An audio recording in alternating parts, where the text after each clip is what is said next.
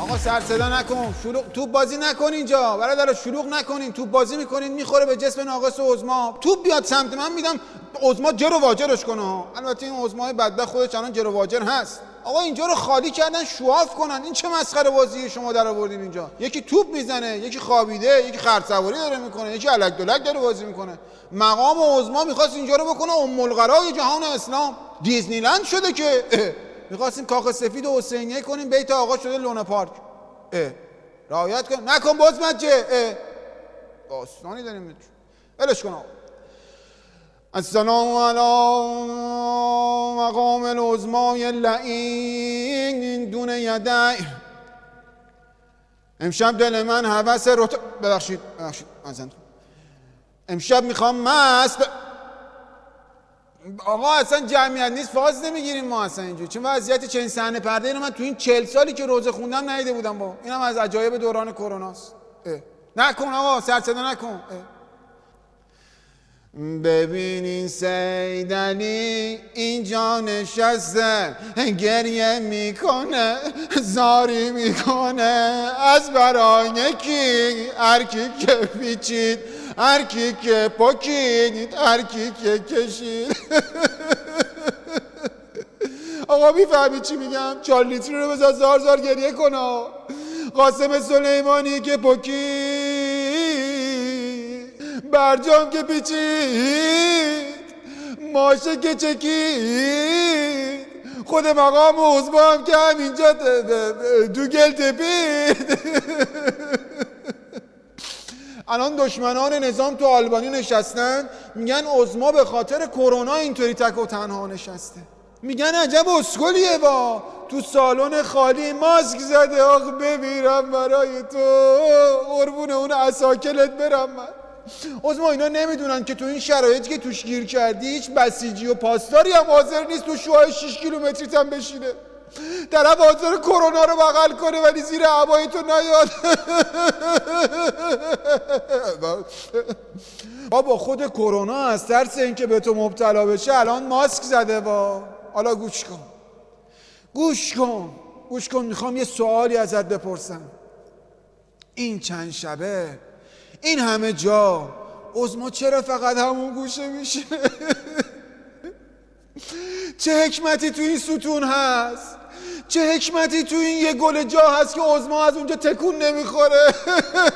از زیر اون ستون. آقا فکر بد نکن آقا جان، خانواده نیست، عجب داستانی داریم. ما یک کلمه حرف میزنیم شما فکرت 1000 جا میره. سوال منم بود تا اینکه خوب نگاه کردم دیدم بابا یونیت کولر اونجاست.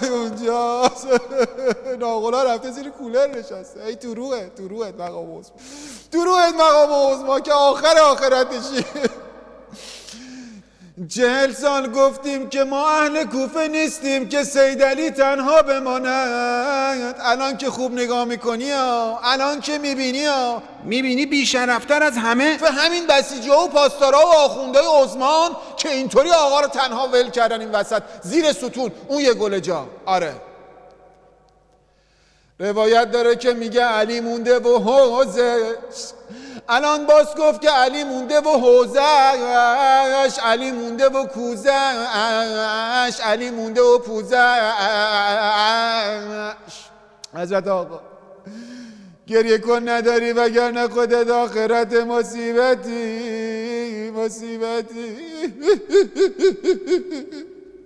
آقا نکن تو بازی نکن آقا جون، دارم صحبت میکنیم. بدبخت بی‌نوا داره گریه میکنه. تو سال جهش تولید به جای تولید مصیبت ها جهش کردن. همونطور که خودتون در اول سال فرمودید باید در برابر مشکلات بایستیم. اگه نشد میتونیم بشینیم، نشد دیگه دراز بکشیم، اگه اون هم نشد دیگه لنگا رو بدیم هوا و دودو بگیر که در نره.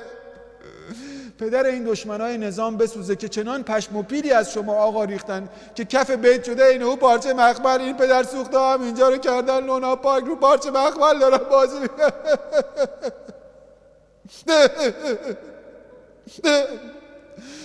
خب در پایان در راستای قمپوز تراپی و روحیه درمانی و اینکه یه حالی هم به عزیزان پیک شادی و رادیواکتیو داده باشیم میخوام یه نوعه 6 و 8 تقدیمتون کنم به روان پریشان مقام معظم.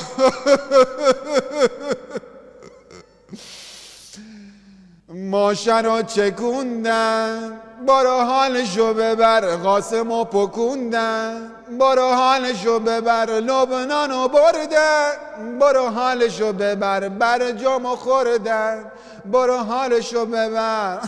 بیا تحریما کلن همه بر میگرده، تو دل بسیجی ها رو خالی کرده، دیگه مثل قاسمت پیدا نمیشه، میزنن ریشمونو با تو کتیشه. همه ماشه رو چکوندن، برو حالشو ببر، قاسمو پکوندن، برو حالشو ببر، لبنانو بردن، برو حالشو ببر، جامو خوردن، برو حالشو